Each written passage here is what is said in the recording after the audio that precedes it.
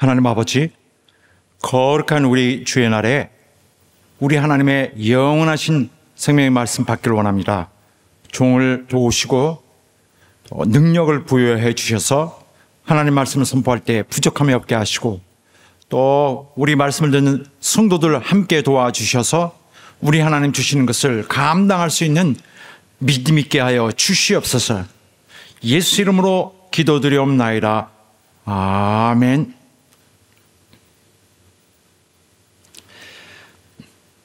하나님은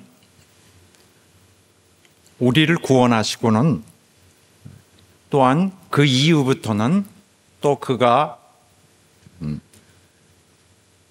말씀으로 명하시고,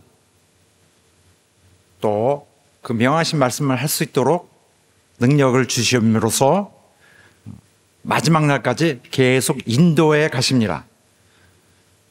여기서 중요한 사실은 하나님이 우리에게 그의 뜻을 강제적으로 요구하시는 것이 아니라,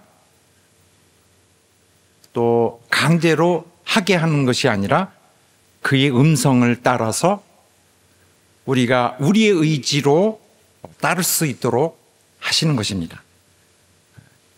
즉, 이 부분에서 하나님이 주신 길을 가는 자는 그 가는 걸음을 디딛는, 그 걸음을 자기가 디딛는 것입니다. 그렇게 함으로써 비로소 거룩한 삶을 걷는 우리가 되는 것입니다. 그래서 우리가 믿음으로 또 순종으로 주님을 기쁘시게 하는 길을 갈 때 우리는 거룩하게 구별될 뿐만 아니라 이제 하나님이 우리를 위해 준비하신 길을 통해 하나님의 뜻은 온전히 다 이루어지게 되는 것입니다. 그러므로 우리의 삶은 이 세상의 사람들이 갖고 있는 삶과는 다른 점이 많이 있습니다. 자, 우선 그리스도인들은 일반인들과 비교할 때, 여기서 일반인이라면 이제 불신자를 일컫고 이제 말씀드리는 것입니다. 이 세상의 사람들과 그리스도인들은 다른 면보다도 이 행실에서 큰 차이를 보입니다. 이 불신자들, 이 세상에 있는 사람들은 그야말로 세상의 배경이라고 할 수 있어요. 그냥 그런 사람들이 항상 있습니다. 그리고 대부분 모습은 크게 차이 나지 않고 비슷합니다. 그런데 거기서 유난히 남들과 구별되어 있는 자들이 있습니다. 그리스도인들은 일단 분위기부터 도드라집니다. 세상 사람들은 대체로 다 비슷한 면이 있어요. 뭐라고 할까요? 성품도 좀 비슷한데 성품이 좀 거칠고, 또 경계심이 많고, 또 남에게 쉽게 뭘 양보하려고 하지 않습니다. 그리고 자기가 손해를 보는 듯한 이런 상황이 펼쳐지거나, 또 해가 끼쳐지면은, 또 불이익이 끼쳐지면은 당장 가서 화를 냅니다. 그래서 기어코는 어떤 보복을 통하여서 자기의 그런 손해본 것을 다 회복하려고 합니다. 이런 면에선 어떤 이기적인 그런 원칙들은 항상 지켜지는 것이죠. 손해보지 않는 것은, 절대 손해보지 않는 그런 냉혹한 그런 공격적인 것은 다 허용이 됩니다. 그래서 대단히 거친 것입니다. 그런 반면에 신자들은 착합니다. 자기에게 부당하게 그 불이익이 처해지는 상황에서도 그냥 손해보고 참고 그냥 가는 사람들이 많이 있습니다. 이거는 그리스도인들은 원래 그렇습니다. 자기가 억울할 텐데도 그냥 손해봅니다. 거기에서 분개하며 달려들지 않습니다. 또 교활하게 이런 항상 어떤 남을 속이기 위해서 그렇게 하여 내 실속은 챙기되 남을 해하기 위해서 항상 노린다든지 하는 거, 기회를 본다든지 하는 것은 전혀 없습니다. 그런 것을 하지 않습니다. 사람들에게 거칠게 상대하지 않고요. 친절합니다. 또 진실하고 배려심 있고 남을 존중합니다. 그래서 이런 부분은 대단히 극명하게 나타나는 그리스도인의 성품인데, 사람들은 그런 모습을 볼 때 두 사람 왜 그러지? 하고 비웃기도 했습니다. 좀 좀 미련스럽다라고 이렇게 보았던 것입니다. 언제요? 전통적으로 2000년 동안에 그렇게 해왔습니다. 이것은 그리스도인들을 특징 짓는 아주 자연스러운 그들 본연의 모습입니다. 이렇게 그리스도인들이 2000년간 해온 거예요. 이게 그리스도인의 모습이거든요. 그런데 오늘 갑자기 우리가 나타나서 우린 그런 거 도덕적인 거 그런 거 신경 안 쓴다, 우리를 다른 어떤 종류의 신앙을 일군다, 그러면은 이거는 기독교인이 아닌 거죠. 진짜 기독교인이 아닌 거죠. 진짜 기독교인은 그렇게 해온 거예요. 그렇게 하는 것은 그들에게는 중요한 의미가 있습니다. 남들이 비웃을 망정 그 사람들은 자기들의 그런 모습이, 내적인 모습이 그리스도를 닮았기 때문에 그들은 오히려 행복해합니다. 어떻게 해서 닮게 되었을까요? 그것은 말씀을 통해서 배우고 훈련함으로써 그렇게 되려고 노력을 해온 것입니다. 그렇게 하여 그분과 같은 모습을 갖추게 된 것입니다. 그런데 겉모습이 뭐가 중요해? 도덕이 뭐가 중요해? 영감 중요하다. 이렇게 말하면은 대단히 멋있습니다. 그냥 사람들이 그냥 그 말하면 움찔하게 되긴 하는데, 말은 멋있지만은 그러고서는 남을 파괴하고 악을 행하고 남을 파탄에 빠뜨리고 거짓 증거하고 악행을 하고 그러면 무슨 소용이 있습니까? 그리고 교회를 부시고 하면 무슨 소용이 있겠습니까? 아무 소용이 없습니다. 다른 건 놔두고라도 교회의 망신을 오히려 불러오면은 어떻게 되겠습니까? 교회는 대단한 그런 창피 수치를 갖게 되는 것이고, 또 하나님은 불명예스럽게 됩니다. 그러면은 이건 뭘 말하냐면 그리스도의 교회가 신뢰를 잃는 것이고 복음의 전파의 길은 막히는 것입니다. 사람들이 굳이 저런 사람들이랑 하나가 될 필요가 있나 하고 보는 것입니다. 교회에 다녀야 할 이유를 찾지 못하는 것입니다. 그런 사람 통하여 어떻게 하나님이 영광을 받으실 수 있겠습니까? 일단 우리보다 더 큰 것은 주님의 복음입니다. 나 자신보다 훨씬 중요하고 큰 것은 예수 그리스도께서 부탁하신 이 복음 전파는 어떻게 할 것인가? 심각합니다. 그런데 이거보다 더 근본적으로 우리가 조심해야 될 문제가 있습니다.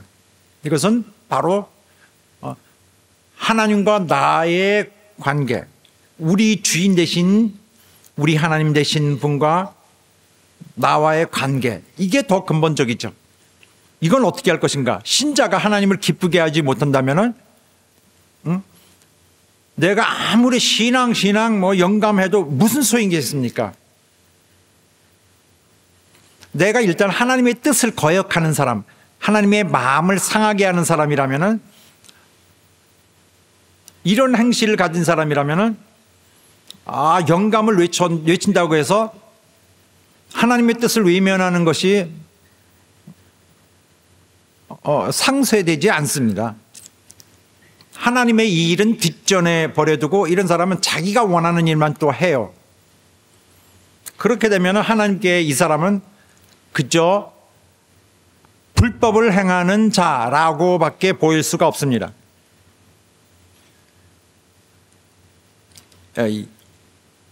이거 대단히 위험하고 대단히 걱정되는 이런 부분인데, 이거 우리가 심각한 이런 질문을 우리에게 해야 됩니다. 내가 과연 이런 상황이 되지 않기 위해서 내가 과연 하나님이 부르신 길을 잘 가고 있는 것인가? 아니면 하나님을 기쁘게 하지 못하는 그런 삶을 또 행위를 하며 살고 있는 것인가? 이것은 다른 말로 하면은 구원의 여부와 관련이 있습니다. 신학적으로는 구원의 확신의 문제라고 얘기하는데, 구원의 확신, 구원이 확정이 된 건가 아닌 건가에 대한 의문이 여전히 남아있는 것입니다. 자, 내가 잘 가고 있는 건가 아닌가 확인 않고 그냥 한없이 갈 수는 없습니다. 자, 그래서 오늘 본문의 말씀이 우리에게 주어져 있는데, 본문에서 주님은 우리에게 이렇게 말씀하십니다. 네가 하는 모든 일에 대하여 그것이 과연 하나님을 기쁘게 할 것인지 아닌지를 항상 시험하여서 확인해 보아라. 그렇게 너의 행실에 대해서 판단을 하며 구분하며 살아야 된다 라고 하십니다. 그리스도인들에게 주어진 룰인 거죠. 본문의 말씀에 보면은 주께 기쁘시게 할 것이 무엇인가 시험하여 보라. 시험하여 보라. 테스트하라는 거죠. 그래서 나의 그런 행실 같은 것이 이게 과연 하나님을 기쁘게 할 것인지 아닌지를 시험하여서 판단을 해보고 그렇습니다 아니다를 확인해 봐야 된다. 테스트에서 입증을 해봐라는 뜻입니다.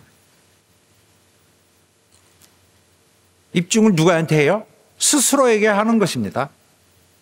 스스로에게 내가 이거는 하나님이 기뻐하시는 일이 아니야. 이거는 하나님이 기뻐하실 일인데 이 구분할 수 있어야 된다는 것입니다. 스스로에게 알리는 것입니다. 확인하는 것이죠. 어떻게 확인해요? 이성적으로 자기 머리가 보고 옳다, 그릇되다를 해야 됩니다. 이것도 영감으로 처리해. 그런 거 말고요. 내가 보아야 됩니다. 자, 이 부분을 설명하기 위해서 조금 예를 들어보겠습니다. 우리가 어디 멀리 비행기 타고 여행할 예정인데 공항에 갑니다. 그래서 공항에서 절차를 밟는데 중요한 것 하나는 엑스레이의 내 가방을, 소지품이나 가방을 엑스레이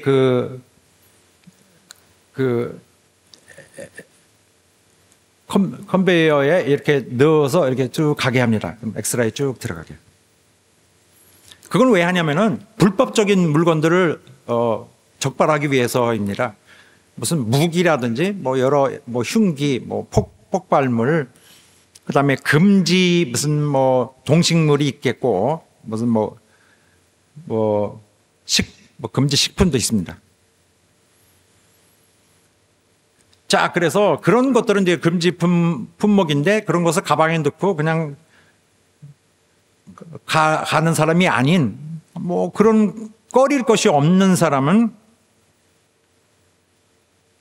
아무 걱정하지 않고 있죠. 자, 그래서 무사히 통과되면은 이제 비행기를 타고 갈 수 있게 되는 것입니다.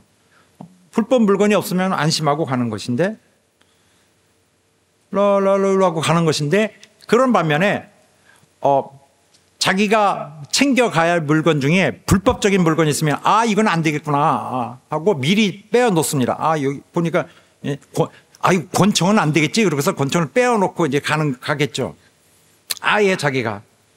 그런데 어떤 사람은 또 다른 세 번째 사람이 있는데 이 사람은 이게 엑스레이에 걸릴 건지 아닐 건지 잘 모르는 사람이 있습니다.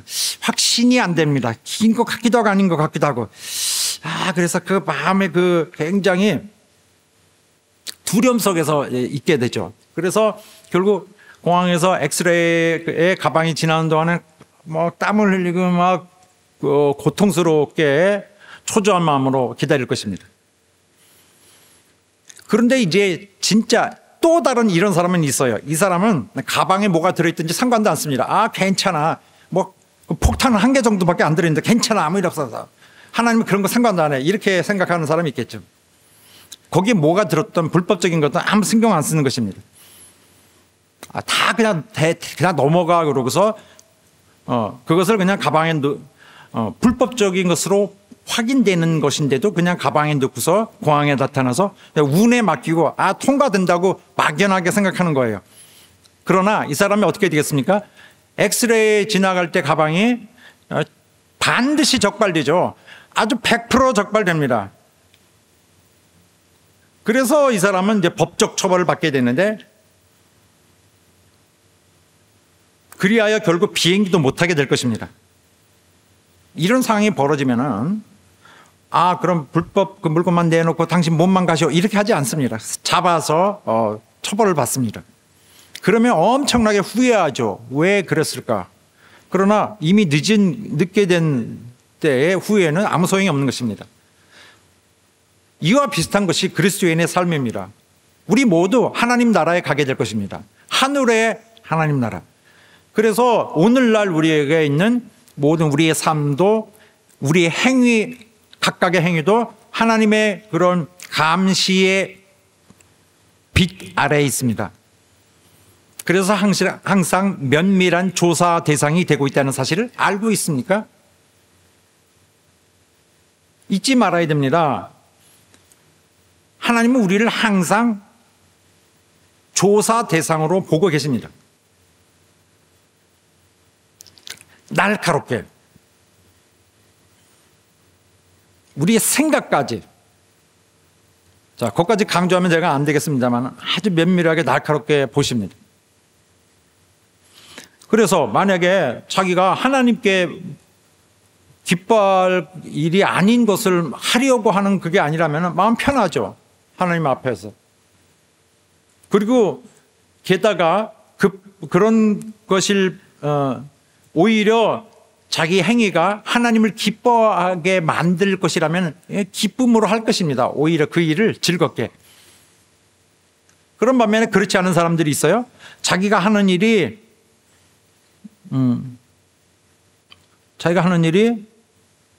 이와 비슷한 사람, 다른 종류의 사람으로서 자기가 하는 일이 하나님이 기뻐하실 일이 아닌 것으로 판단이 되면은 자기가 이러면 안 되겠다, 내 생각을 포기하자, 이렇게 하면 안 되겠다 하고 하지 않을 것을 결정할 것입니다. 그럼 잘한 것입니다. 그런데 그렇지 않은 사람이 있어요. 자기의 행위가 이게 하나님께서 용납할 것인가 아닌가에 대해서 판단할 수 없어요. 이거 어떡하지? 이거 괜찮은 건가 아닌가? 그러면은 이 사람은 어떻게 될까요? 자기 하나님의 날카로운 시선을 의식하면서 매우 무섭게 그냥 살아야죠. 두려움에서. 평생 두려움에서. 그런 반면에 어떤 사람은 내가 하는 행위 하나님께 하나님 아무 관여 안 하실 거다. 다 용서되고 다 돼. 다 넘어가. 라는 사람이 있는데 반드시 하나님의 마음을 상하게 하고 하나님의 진노의 대상이 될 것입니다. 반드시 적발이 됩니다. 이런 사람은 또 유사하게 더 나아가서 난 모르고 했는데요. 난 그런 의도로 한 것이 아닌데요.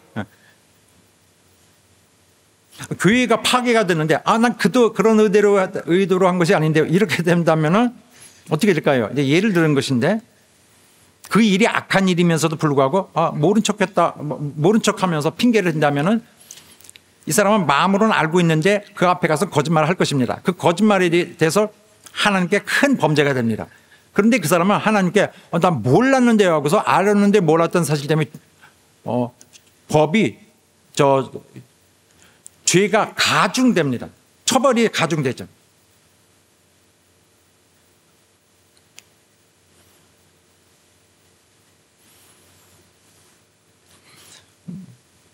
자, 그런데 이런 것이 있어요.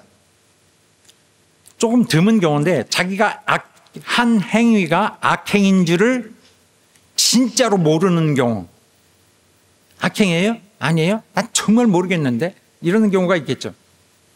그런 경우 어떻게 될까요? 모르고 했으니 봐주자. 이 사람은 하나님의 진노의 대상이 됩니다. 왜냐하면은 이 사람은 하나님께서 주의 종들을, 당신의 종들을 통하여 진리를 수없이 가르쳐 왔기 때문입니다.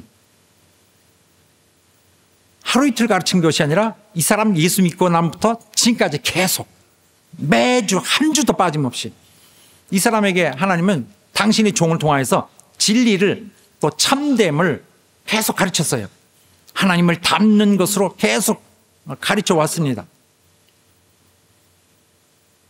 수없이 많이.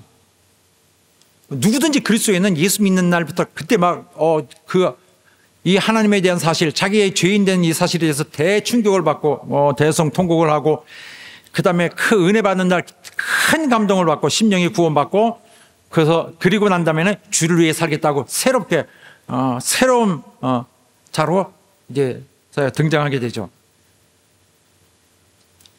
이때부터 말씀이 이제 순종하며 삽니다. 계속 끊임없이. 왜냐하면 이 사람은 그리스도인이기 때문입니다. 말씀으로 살아요. 그래서 꾸준히 배웁니다. 첫날부터 순종하기 위해서 배웁니다.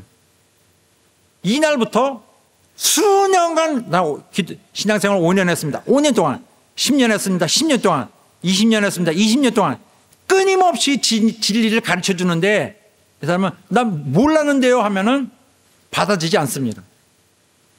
하나님은 당신의 종에게 세대를 불문하고 2000년 동안 각 세대 한 세대 빠짐없이 다 전했습니다. 그래서 오늘까지 전달해서 세대가 다음 세대를 전달해서 오늘까지 이렇게 된 것입니다. 우리에게까지. 그래서 진리는 또한 지혜와 마찬가지입니다. 진리, 지혜는 생명의 길입니다. 자, 그래서 우리가 하나님의 우리를 보시는 하나님을 항상 의식하면서 우리에게 자꾸 질문해가며 우리를 판단을 해왔어야 돼요. 이것은 하나님과의 관계에서 중요할 뿐만 아니라 또 세상과의 관계에서도 중요합니다. 우리는 세상의 비판적인 눈 아래에도 놓여 있어서 그들에게도 판단을 받습니다. 자, 본문에 이제 화면에 말씀을 하나 소개하는데 먼저 설명을 드려야겠습니다. 어떤 사람이 항상 그리스도인한테 대하여 비판적이었습니다. 그리스도인들, 저 사람들 말이야, 뭐 하고 저하고 다 싫어. 그리스도인들 싫어. 그냥 교회가 없었으면 좋겠어. 사람들 악하고 다 그 사람들이야. 이렇게 대단히 욕을 하고 있는데, 대단히 나쁜 인식을 갖고 있는데, 어느 날 어떻게 다른 사람이랑 무슨 일에 엮였습니다. 그런데 그 만난 사람이 너무 착해. 자기에게 대해서 다 자기가 손해보면서 다 도움을 줘. 자기가 손해보고 불편을 겪는데도 싫다고 안 해. 그리고 아무 불만 안 하고 친절하게 이렇게 하고 가면 이 사람도 놀라는 거죠. 깜짝 놀라서. 그리스도인인가 알고서 그리스도인 감동을 받습니다. 그런데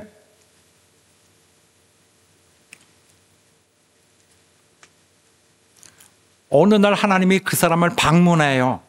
누구에게든지 하나님 방문하십니다. 그 사람 구원하기 위해서 한번 문 두드리는 날이 있어요. 누굴 통해서 전도가 옵니다. 교회에 한번 나오시죠. 같이 갑시다.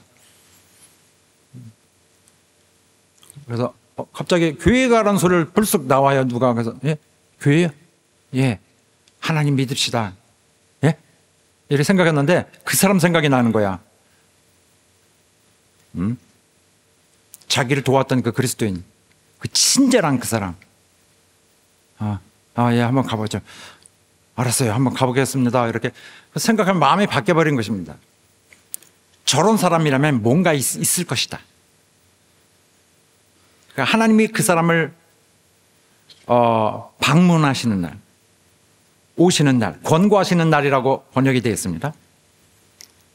결국 이 사람은 하나님께 영광을 돌리는 일을 했어요.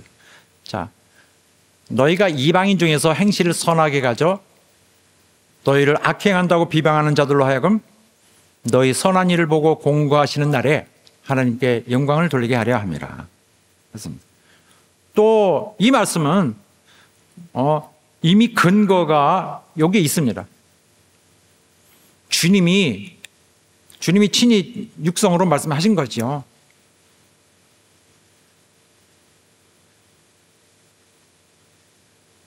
너희는 세상의 빛이라. 너희는 산 위에 위치하고 너희가 집 안에 있다면 집 안에 있는 등불 같은 것이다.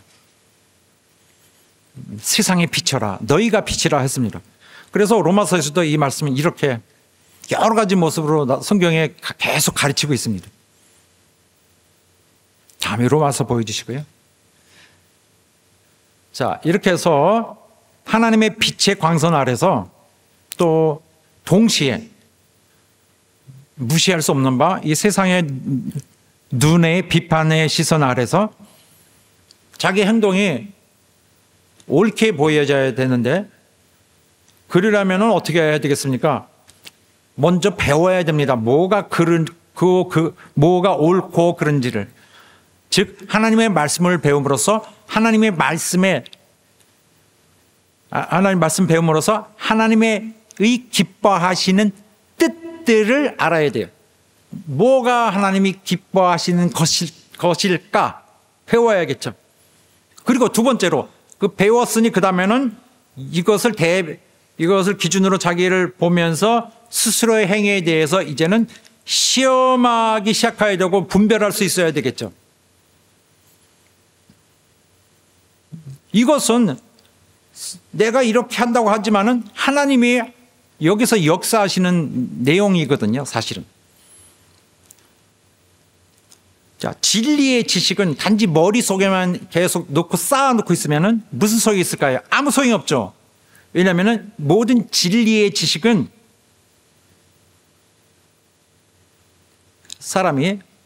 진리 지식은 자기의 행위를 판단할 수 있는 능력으로 변환되어 있어야 됩니다. 이렇게 트랜스폼 되든지 되어야 됩니다. 지식은 내가 내 스스로의 행동을 판단할 수 있는 능력으로 동시에 전환되어 있어야 합니다.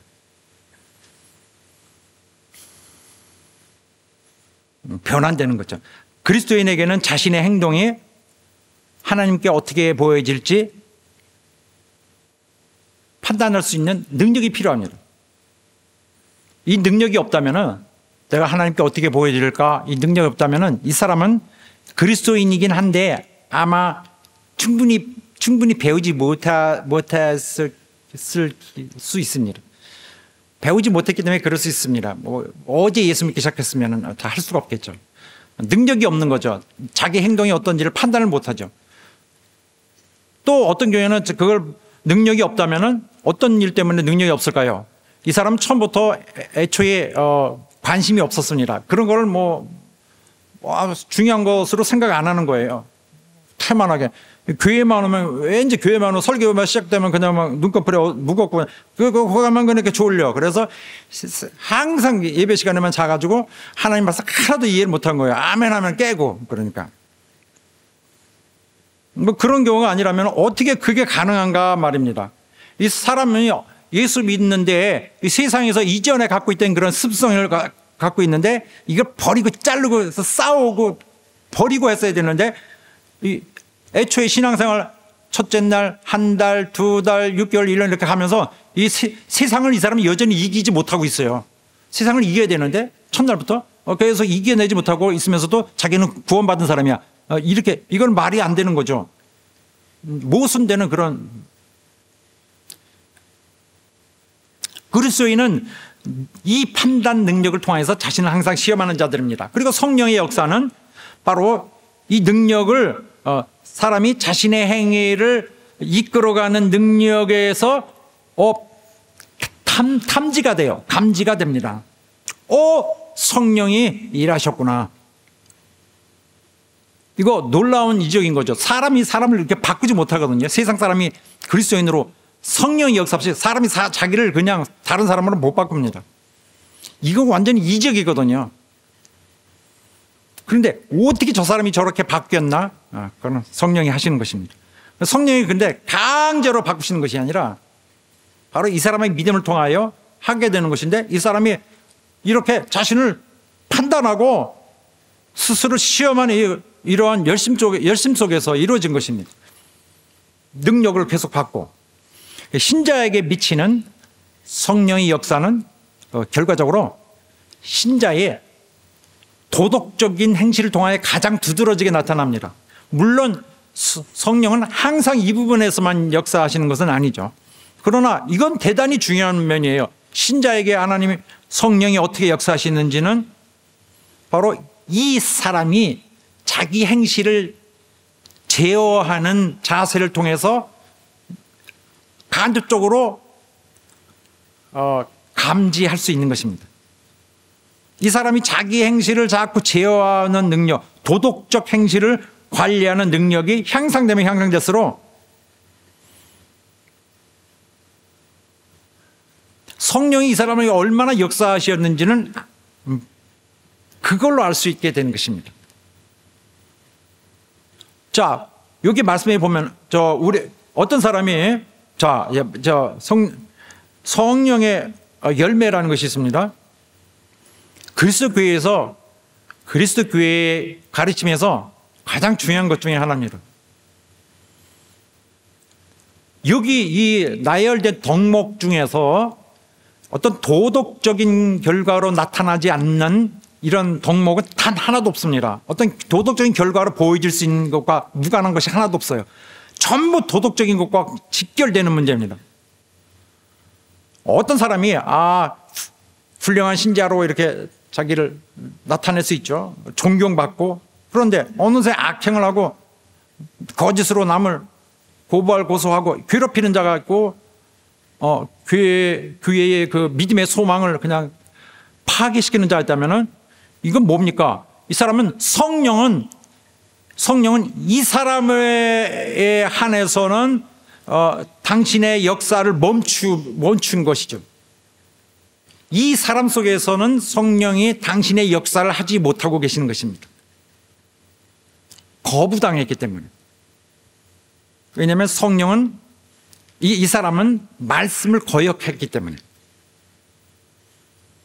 그래서 성령의 역사는 어떤 경우든지 신자의 일단 다른 건 제외하고도 신자가 육신으로 하는 일과 대단히 밀접한 그 상관관계가 있습니다.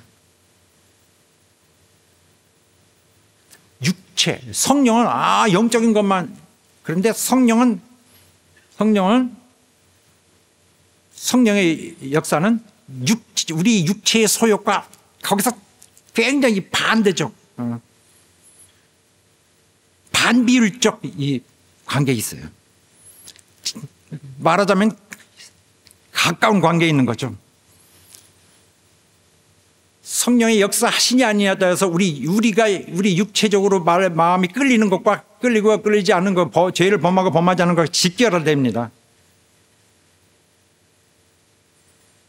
이거 성령이 하는 일의 종류가 아니라 하면은 이것은 성경이 주신 진리를 무시하는 거예요. 진리 필요 없다 하는 거죠. 바로 이런 종류의 성령의 역사를 지난 2000년 동안에 계속 가르쳐 주셨습니다. 하나님께서 주의 종들을 통해서. 그냥 외지에다가 주의 종을 긴급하게 파견해서 보내면서까지도 전했던 거예요. 2000년 동안 그렇게 해서 오늘 우리에게 반복적으로 주의 종도를 통해서 선포된 것이 오늘 여기에 왔는데 잘 들리지 않는다 이러면 안 되는 거죠.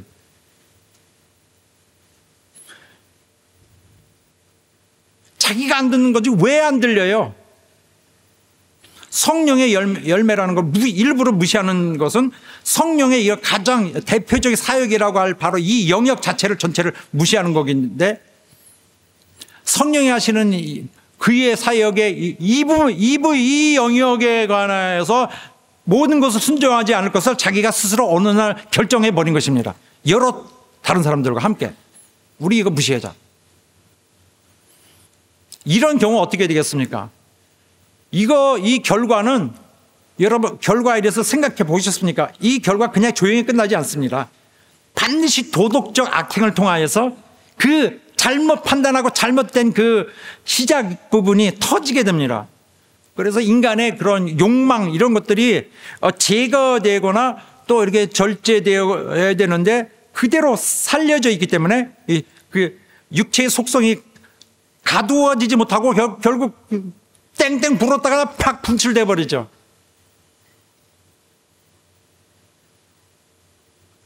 터져 나옵니다. 주님은 우리를 원수에게서 해방시켜 주었는데 그 사람은 원수의 사슬에서 나오지 않는 것이죠.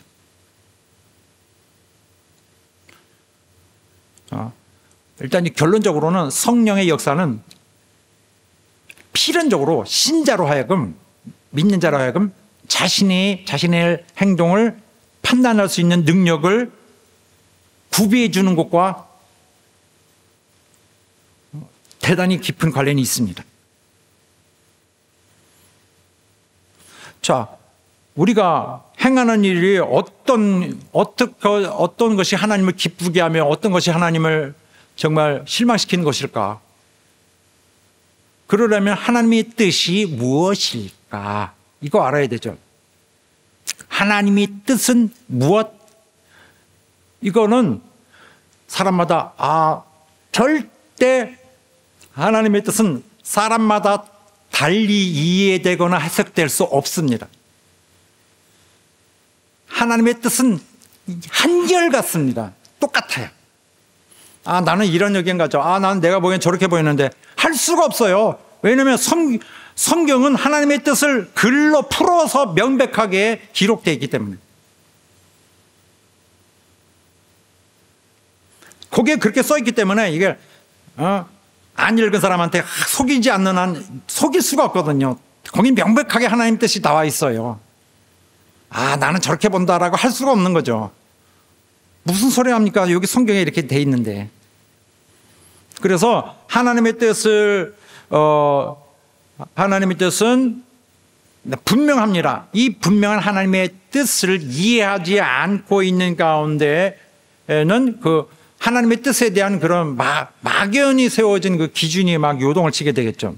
그러면 신자의 삶도 막 요동칩니다. 행위도 방향 없이. 이렇게 부족한 이해를 갖게 되면은 그 다음에 성경을 전체를 이해 못합니다.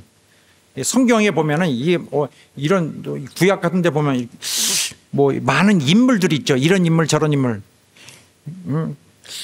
이 어떤 성경에 나오는 인물들의 삶과 또 그들의 그 행한 일에 대해서 이건 왜 기록됐지? 이건 어디다 무슨 의미로 여기 있는 거지? 하고 이런 하나님과 또 자신들과의 상관관계를 이해를 못한 채로 성경을 이렇게 봅니다. 그러면 왜 이게 있는가? 왜 이런 말이 있지?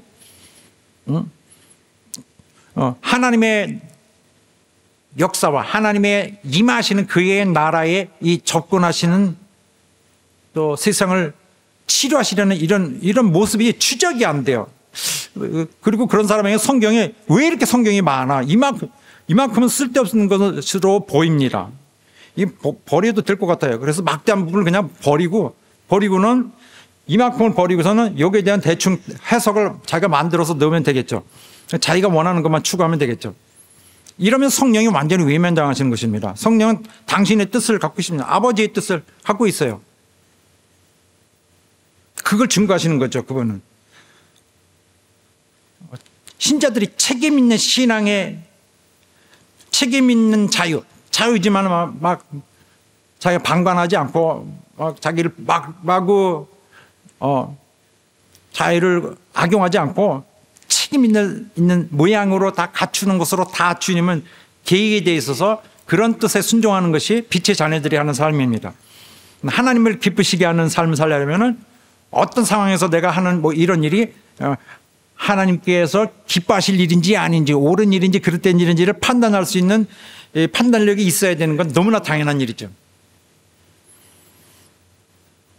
자, 하나님을 기쁘시게 한다.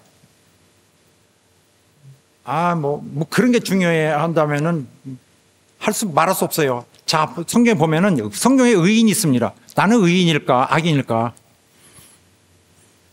하나님을 기쁘시게 하는 것은 뭐예요? 그들이 의인이니라. 말이 맞죠.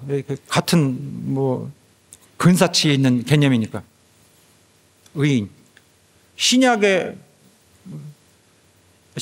의인하면 그런 소리 하지 마라 이러는데 그렇지 않습니다. 그런 의인이랑은 다른 거죠.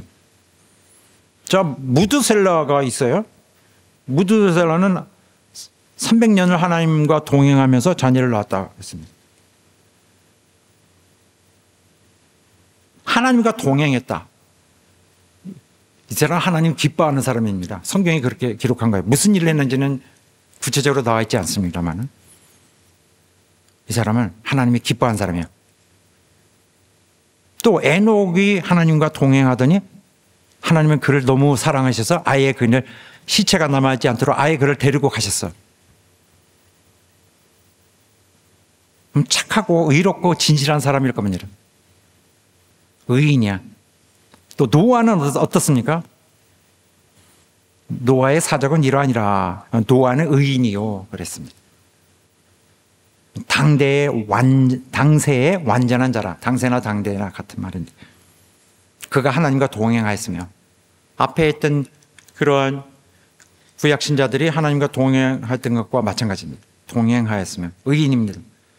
자, 아브라함이 하나님과 그의 천사들을 만났을 때에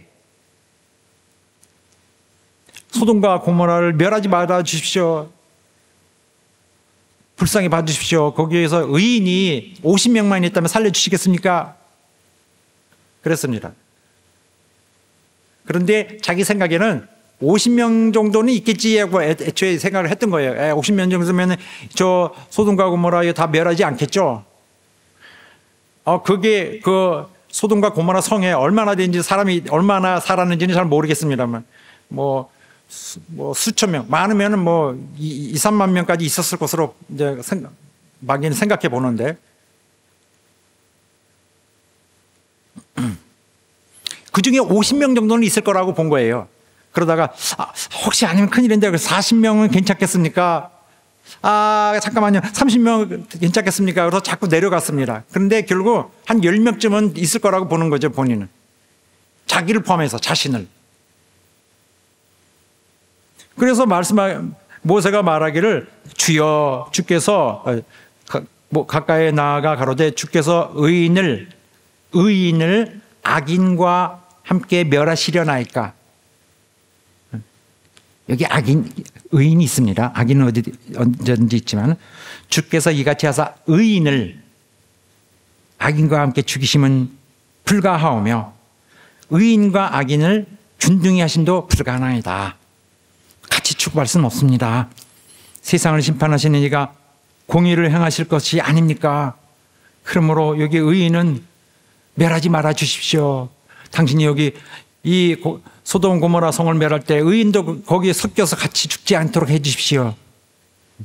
내가 보기에 최소한 몇십 명, 한 10명이라고 합시다. 그 정도는 있습니다 라고 생각한 것입니다. 너희 의인들아, 성경에 이렇게 돼 있어요. 이거 시편에 많이 나옵니다. 마음이 정직한 너희들아. 의인이죠. 이들이 마음에 정직해요. 또 여호와의 눈은 의인을 향하시고 여호와의 얼굴에 행악하는 자를 향하사 저희 자취를 땅에서 끊으려 하는 거다. 그래서 의인을 보시는 하나님은 흐뭇하게 보시고 악인을 보는 그의 얼굴은 그에게 심판을 결심하고 계시는 것입니다. 이 시편이 바로 우리 인생을 인간론, 하나님 앞에서 인간론 자세하게 나와 있습니다. 너무 자세하게 나와 있어요. 거의 말씀이 전부 이겁니다. 의인은 내가 구원하고 악인은 내가 멸하리라. 하나님 말씀. 주여 나를 구원하옵소서. 악인이 나를 해하려고 합니다. 거짓 증언으로 나를 고소합니다. 나를 구원해 주십시오. 당신이 나를 보호해 주지 않으면 나는 망할 것입니다. 나를 살려주시고 저들을 멸하여 주십시오. 나를 거짓으로 악행으로 불법으로 나를 해하는 자에게서 나를 구원하여 주십시오. 그리고 저를 멸하여 주십시오. 하나님께 계속 말씀을 올리는, 하소연을 올리는 내용입니다. 의인이 있고 악인이 있고 여기에 있는 기준으로 이렇게 평가하는 것입니다.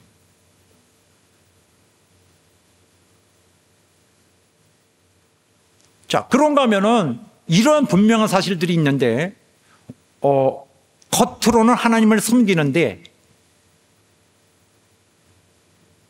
속으로는 자기 욕심 채우는 사람들 있죠.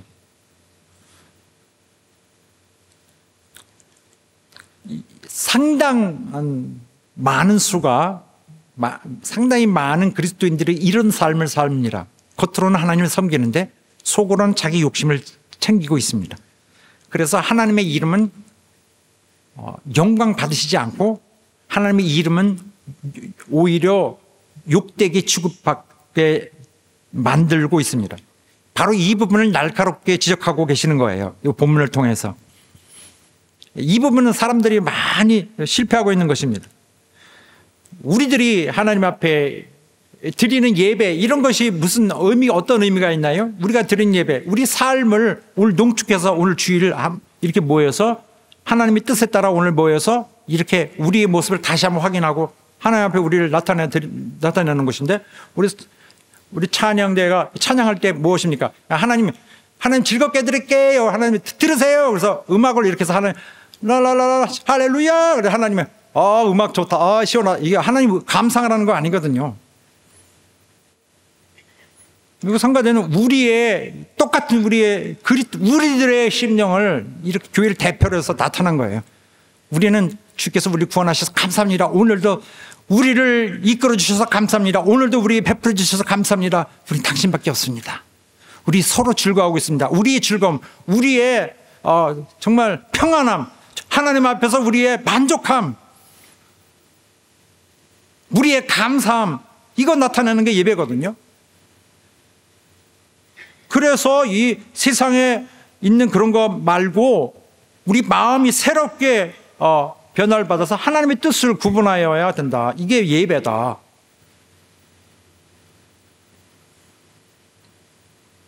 그래서 우리가 하나님 빛이 비칠 때 이 빛이 무엇인가를 구분해야 돼요. 이건 지적인 면도 있습니다. 그러니까 진리에 관한 거. 빛이 비치면 뭘까요? 이게 두 가지 면이 있어요. 하나님의 빛도 어떤 비칠 때 이건 진리와 지식과 관련되는 것도 있고 차원이 다른 거죠. 그리고 또 도덕적인 면이 있습니다. 행실에 관한 것.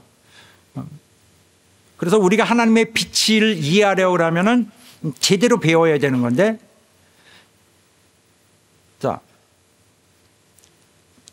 우리가 말씀을 들을 때 진리를 지식으로 오죠. 그리고 이것은 거룩한 행실로서 이렇게 거룩한 행실의 이제 근거가 됩니다.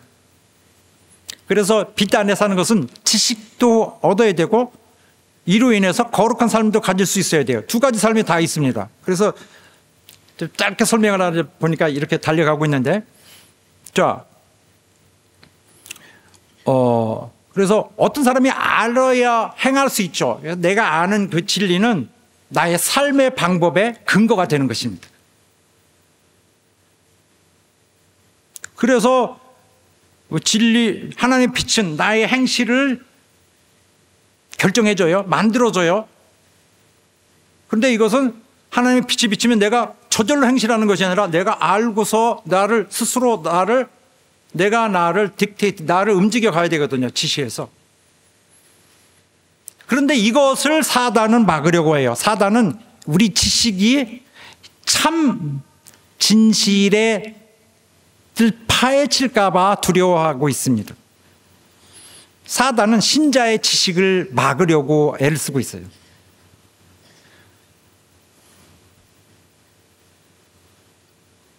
그리스도의 그 빛이 들어오면은 사단은 망칩니다. 자기들 다 망합니다. 그래서 이걸 자꾸 왜곡된 거 이런 것을 자꾸 오해하게 되고 뭘 못 보게 해야죠. 그래서 이제는 교란을 시킵니다. 그래서 매사에 악을 선하다, 선을 악하다, 흑암을 광명이라, 광명을 흑암이라 자꾸 헷갈리게 하죠. 반대 거. 단 것을 쓴 것이다. 이 쓴 것을 가지고 이게 단 것이다. 계속 이렇게 하죠. 그러나 그리스도인들이요, 하나님께 속한 자들은 그 빛 안에서 걷는데 그 받는 지식도 진리도 그렇게 받아들이고 행실로도 그 빛 안에서 걷게 됩니다. 그래서 자, 다음 말씀 보면은 우리가 자, 요한일서 말씀에 보면 우리가 저에게서 누구요? 그리스도에게서 듣고 진리를 들었어요. 받았어요. 그 다음에 너에게 전하는 소식이 이것이니 진리를 너에게 전달한다. 그 내용은 무엇이냐면은 진리의 내용은 곧 하나님은 빛이라. 그에게는 어둠이 없느니라. 이 사실을 전했어요. 그 결과는 이제 어둠 가운데서 행하면 거짓말을 하고 진리를 행하는 그런 자들이 아니라, 진리를 행치 않냐는 그런 자들이 아니라 이제는 빛 가운데서 행하는 우리가 되는 거죠. 하나님이 인도하시는 온전한 우리 삶이 갖추어지게 됩니다. 그래서 지식도 필요하고 이 지식을 행위로 옮겨지게 하는 역할을 하면서 행위를 옳게 만듭니다. 이렇게 우리는 평생 배우며 성장하는 거예요. 고린도후서 5장 말씀 같이. 그런즉 시작. 그런즉 우리는 거하든지 떠나든지 주를 기쁘시게 하는 자가 되기를 힘써노라. 할렐루야.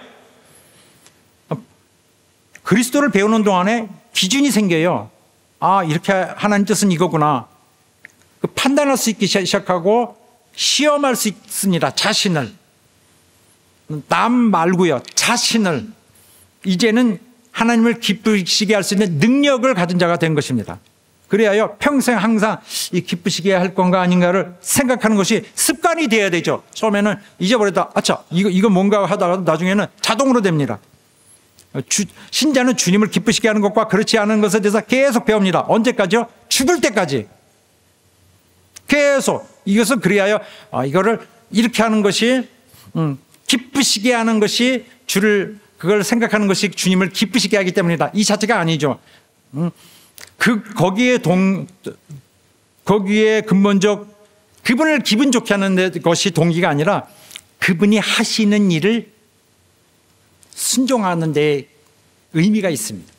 하나님의 뜻이 이루어지도록 나도 이 큰 그림에서 이만큼 해서 나도 기여하는 데 뜻이 있는 거죠. 하나님의 뜻이 이루어지도록 나는 순종해야 됩니다. 그의 나라에 기여하고 나는 죽으라고 내 평생에 그의 나라에 기여했는데 보니까 하나님은 날 구원하시죠. 최후까지 하늘까지 올리시는 것입니다. 그래서 그리스도인들은 빛의 자녀로서 주님을 배우고 훈련하며 닮아가는 동안 그들의 삶의 자세도 계속 변해갈 것입니다. 우선 우리에게 착하고 의롭고 진실한 것은 이런 어떤 그 좌표예요. 우리에게 일단은 방향을 정할 수 있고 시작할 수 있도록 중요한 대체적인 이런 어떤 그 언어적으로 이 구획을 이렇게 해서 우리에게 정해서 우리에게 전해 주셨는데 오늘 성경 말씀에 있기 때문에 우리에게 진리가 됐습니다. 구원을 위한 모든 긍휼의 하나님의 긍휼의 그 긍휼이 가득 찬 하나님의 마음이 살리려는 그 강렬한 그의 욕구가 서려 있는 그의 노력과 그의 말씀이 다 진리예요. 진리는 우리를 살리기 위해 있습니다. 하나님의 나라의 일은 우리를 살리는 데 있습니다. 그래서 나 하나님의 자녀다 아니잖아. 내가 이거를 말할 수 있는 거예요. 나 하나님 자녀 맞습니다. 왜? 나는 빛의 자녀의 증거가 있으니까. 빛의 자녀의 증거를 갖는 여러분 되시길 예수 이름으로 축원합니다. 빛의 자녀, 요 에베소의 말씀을 무시할 수가 없어요. 다른 성경에서는, 다른 사본에서는 성령의 빛이라고 되어 있습니다. 성령의 빛. 그래서 성령의 열매라는 갈라디아서 말씀과 동일한 것으로 의심할 수가 없습니다. 성령이 우리 가운데서 역사하시는 거예요.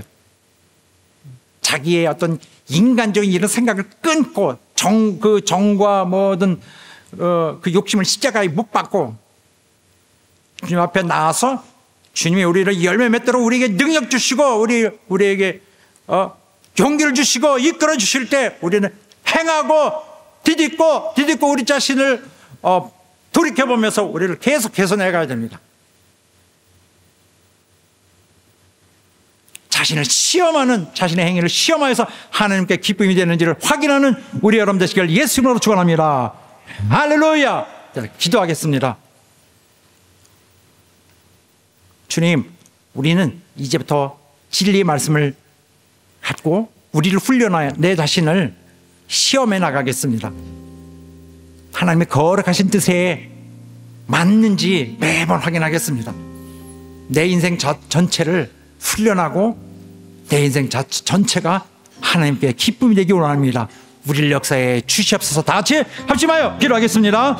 하나님 아버지 역사하시고 도와주시옵소서. 우리를 인도하시고 도와주시옵소서.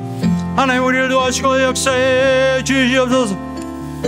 우리의 심령을 감동하실 때 오늘 우리가 움직일 것입니다. 우리 하나님의 끄시는 길로 움직여 나갈 것입니다.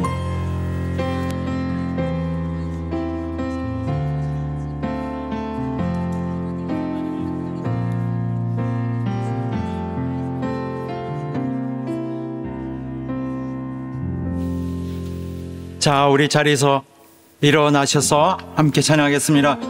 주님은 우리를 부르셨고 우리가 실수하고 또 게으르고 넘어지고 실패한 듯 하다가도 주님은 우리를 다시 살려놓으실 것입니다. 항상 우리 주님 의지하고 주님 찬양합시다.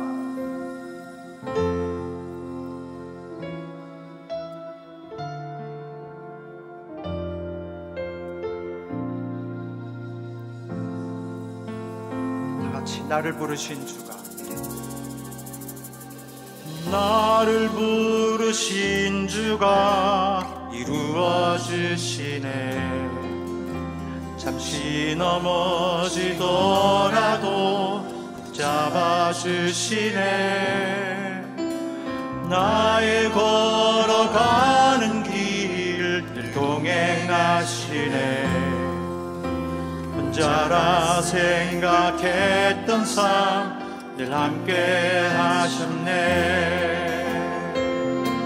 나 찬양해 언제나 어디서나 부르신 그 뜻대로 나를 지으신 주의 뜻대로 나 찬양해 영원토록 나를 부르신 대로 주를 찬양하며 살아가리라. 같이 나를 부르신 주가